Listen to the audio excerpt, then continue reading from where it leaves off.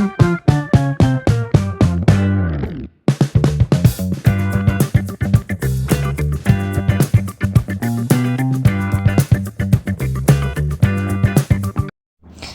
Hello dear friends, welcome back to my channel.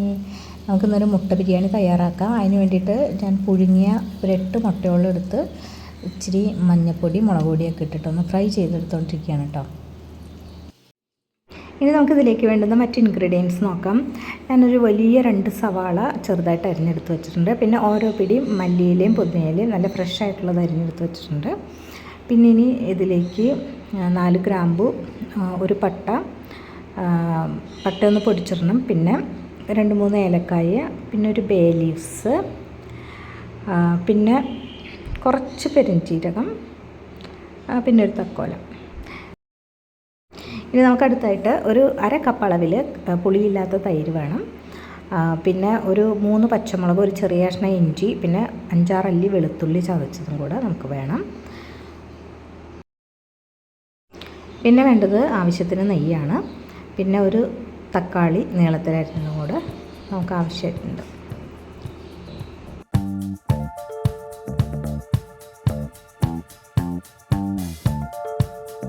അപ്പോൾ ബിരിയാണി തയ്യാറാക്കാൻ വേണ്ടിയിട്ട് 2 കപ്പ് അളവിൽ ജീരകശാല കൈമ റൈസാണ് ഞാൻ എടുത്തിരിക്കുന്നത്. ഇത് വെള്ളത്തിലിട്ട് കുതിർത്തൊന്നും വെക്കണ്ട, നന്നായിട്ട് കഴുകി വാരി വെച്ചിരിക്കുന്നതാണ് കേട്ടോ ഇത്. ഇനി ബിരിയാണി തയ്യാറാക്കാൻ ആവശ്യമായിട്ടുള്ള വെള്ളം, 2 കപ്പ് അരിക്ക് ഞാൻ 3.5 കപ്പ് അളവിൽ വെള്ളം എടുത്തിട്ടുണ്ട്. അതൊന്ന് തിളപ്പിക്കാനായിട്ട് ഞാൻ വെച്ചിരിക്കുകയാണ് കേട്ടോ. അപ്പോൾ ഈ ബിരിയാണി ഞാൻ കുക്കറിലാണ് കേട്ടോ തയ്യാറാക്കുന്നത്. അതിന് വേണ്ടിയിട്ട് ഞാനൊരു കുക്കർ അടുപ്പത്ത് വെച്ചിട്ടുണ്ട്. കുക്കർ നന്നായിട്ട് ചൂടായിട്ട് വരുമ്പോൾ അതിലേക്ക് ആവശ്യത്തിന് നെയ്യ് ഒഴിച്ചു കൊടുക്കാം. അപ്പോൾ ഞാനൊരു 2 ടേബിൾ സ്പൂൺ അളവിൽ നെയ്യ് ഒഴിച്ച് കൊടുത്തിട്ടുണ്ട്. ഇനി നമുക്ക് ഈ നെയ്യിലേക്ക് കുറച്ച് എണ്ണയും കൂടെ നമുക്ക് ചേർത്ത് കൊടുക്കാം. എന്നെങ്കിൽ വനസ്പതി ഉണ്ടെങ്കിൽ അത് ചേർക്കാം. ഞാനിപ്പോൾ ഇതിലേക്ക് വെളിച്ചെണ്ണയാണ് കേട്ടോ ചേർത്ത് കൊടുക്കുന്നത്. വെളിച്ചെണ്ണ ചേർത്ത് കൊടുക്കുന്നതെന്ന് വെച്ചാൽ ടേസ്റ്റ് വ്യത്യാസമൊന്നും വരില്ല കേട്ടോ. ആ നെയ്യിൻ്റെ ആ ഒരു വാസനയും രുചിയായിരിക്കും എപ്പോഴും മുന്നിട്ട് നിൽക്കണം കേട്ടോ.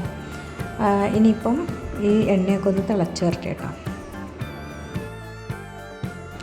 എണ്ണ നന്നായിട്ട് ചൂടായിട്ട് വരുമ്പോൾ അതിനകത്തേക്ക് ഹോൾ സ്പൈസസ് ചേർത്ത് കൊടുക്കുക. ഗ്രാമ്പു, ഏലക്ക, പട്ട, കരയാമ്പു, പെരുംജീരകം. ഇനി ഞാനിതിലേക്ക് കുറച്ച് ഷാജീരകവും കൂടി ചേർത്ത് കൊടുക്കുന്നുണ്ട് കേട്ടോ. ഒരു 1/4 ടീസ്പൂൺ അളവിൽ ഷാജീരകവും കൂടി ചേർത്ത് കൊടുത്തിട്ടുണ്ട്. ഷാജീരകം ചേർക്കുമ്പോൾ നല്ല മണവും രുചിയൊക്കെ കിട്ടും ബിരിയാണിക്ക് കേട്ടോ. അപ്പോൾ അതും കൂടി ഒന്ന് ചേർത്ത് കൊടുത്തിട്ട് അത് മൂത്ത് വരുമ്പോൾ അതിലേക്ക് നമ്മൾ അരിഞ്ഞു വെച്ചിരിക്കുന്ന സവാള ചേർത്ത് കൊടുക്കാം.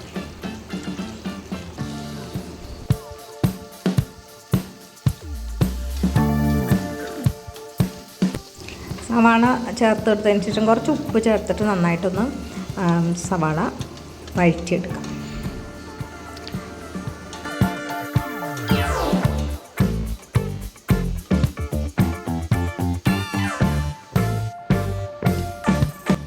അപ്പോൾ സവാളയൊക്കെ നന്നായിട്ട് വഴണ്ട് വന്നിട്ടുണ്ട് കേട്ടോ.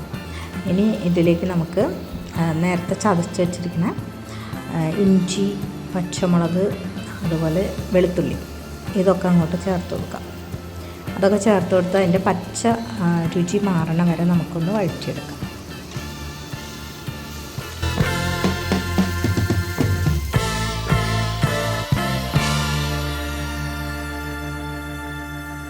അടുത്തായിട്ട് ഇതിലേക്ക് പൊടി മസാലകൾ ചേർത്ത് കൊടുക്കാം. 1 ടേബിൾ സ്പൂൺ അളവിൽ കാശ്മീരി ചില്ലി പൗഡർ ചേർത്ത് കൊടുക്കുന്നുണ്ട്. പിന്നെ 1/4 ടീസ്പൂൺ അളവിൽ മഞ്ഞൾപ്പൊടി, അതിനുശേഷം 1 ടീസ്പൂൺ മല്ലിപ്പൊടി, ഇതും കൂടെ ചേർത്ത് കൊടുത്ത് നമുക്കിതൊന്ന് നന്നായിട്ട് വഴറ്റിയെടുക്കാം.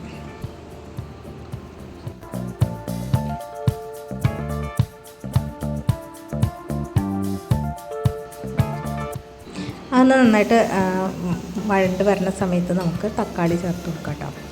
നീളത്തിൽ അരിഞ്ഞ് വെച്ചിരിക്കുന്ന തക്കാളി ചേർത്ത് കൊടുത്ത് ആ തക്കാളിയും കൂടി നന്നായിട്ടൊന്ന് വഴറ്റിയെടുക്കണം. നന്നായിട്ടൊന്ന് വെന്ത് ഉടയണം തക്കാളി.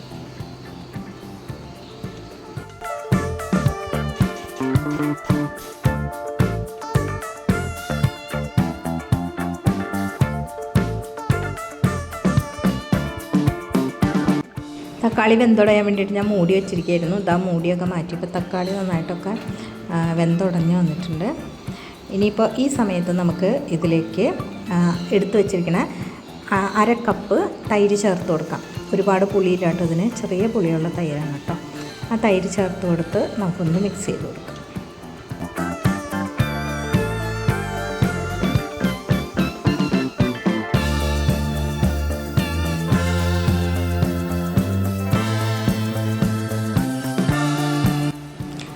നമ്മൾ ഇതിലേക്ക് അരിഞ്ഞ് വെച്ചിരിക്കുന്ന മല്ലിയിലയും പുതിനയിലയും കൂടി ചേർത്ത് നന്നായിട്ടൊന്ന് യോജിപ്പിച്ചെടുക്കാം കേട്ടോ.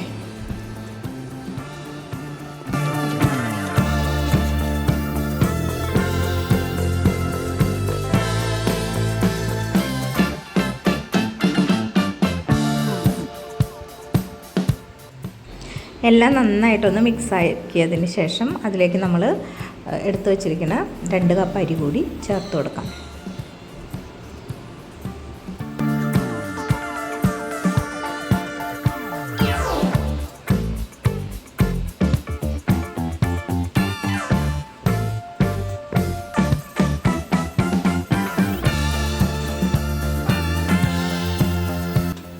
അരി ചേർത്ത് കൊടുത്തതിന് ശേഷം അരിയും മസാലകളും എല്ലാം കൂടിയിട്ട് നമുക്ക് നല്ല രീതിയിലൊന്ന് യോജിപ്പിച്ചെടുക്കാം കേട്ടോ.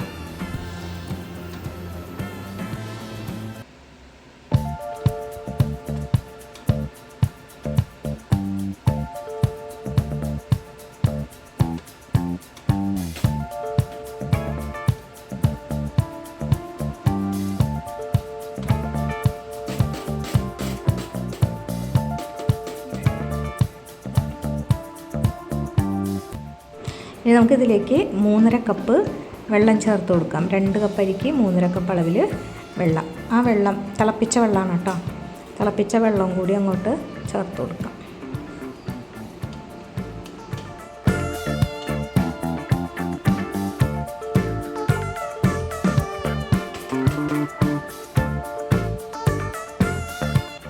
ഇനി നമുക്കിതിലേക്ക് നേരത്തെ എടുത്ത നെയ്യിൽ നിന്നും കുറച്ച് നെയ്യും കൂടെ ഒന്ന് ചേർത്ത് കൊടുക്കാം കേട്ടോ.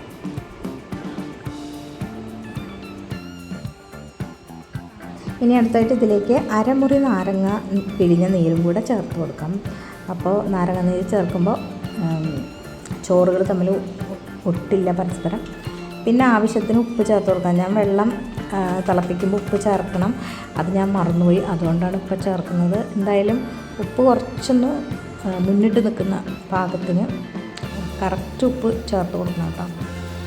അങ്ങനെ വെള്ളത്തിലാണ് നിങ്ങൾ ഉപ്പിടണമെങ്കിൽ ഉപ്പിട്ടതിന് ശേഷം ആ വെള്ളം എടുത്ത് രുചിച്ച് നോക്കണം. ഇത്തിരി ഉപ്പ് മുന്നേറി നിൽക്കണം വെള്ളത്തിൽ കേട്ടോ. ഇനി നമുക്കിതിലേക്ക് പുഴുങ്ങി ഫ്രൈ ചെയ്ത് വെച്ചിരിക്കുന്ന മുട്ടകൾ ചേർത്ത് കൊടുക്കുക. ഞാൻ കുറച്ച് മുട്ടയാണ് കേട്ടോ ഇതിൻ്റെ അകത്ത് ചേർക്കുന്നുള്ളൂ, ബാക്കി മുട്ട ഞാൻ പിന്നീട് ചേർക്കുള്ളൂ. അപ്പോൾ മുട്ട കൂടി ചേർത്ത് കൊടുത്തതിന് ശേഷം നമുക്ക് കുക്കർ അടച്ച് വയ്ക്കാം.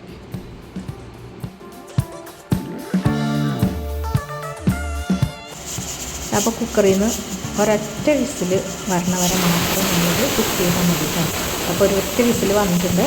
ഇനി നമുക്ക് സ്റ്റൗ ഓഫാക്കാം. ഫുൾ ഫ്ലെയിമിലിട്ടിട്ടാണ് കേട്ടോ ഒറ്റ വിസിൽ. ഇനി ഇപ്പോൾ ബിരിയാണി സെറ്റായിട്ടുണ്ട്.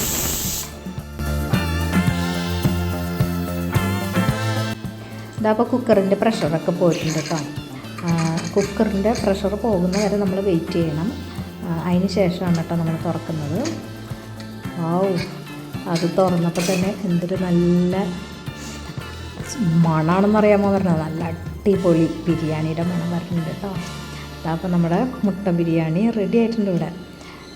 ചോറൊക്കെ ഒട്ടും തന്നെ കുഴഞ്ഞു പോവാതെ കണ്ട് നമുക്ക് കിട്ടിയിട്ടുണ്ട് കേട്ടോ. നല്ല സ്മെല്ല് വരുന്നുണ്ട് കേട്ടോ. കൊതി ഇപ്പം തന്നെ തിന്നണമെന്ന് തോന്നുക.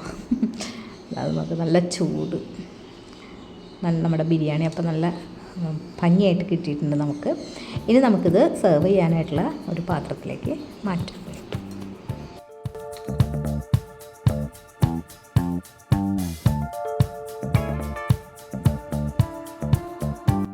അപ്പോൾ നമ്മളുടെ അടിപൊളിയായിട്ടുള്ള മുട്ട ബിരിയാണി റെഡി ആയിട്ടുണ്ട് കേട്ടോ. അത് ആ മുട്ടയൊന്നും ഉടയാതെ തന്നെ നമുക്ക് കിട്ടിയിട്ടുണ്ട്. സത്യം പറയാലോ നല്ല അടിപൊളി മണമാണ് കേട്ടോ വന്നുകൊണ്ടിരിക്കണേ. ടേസ്റ്റും അതുപോലെ തന്നെ സൂപ്പറാണ് കേട്ടോ. അപ്പോൾ അതാ ഞാനൊരു സെർവിങ് പ്ലേറ്റിലേക്ക് മാറ്റുകയാണ് കേട്ടോ.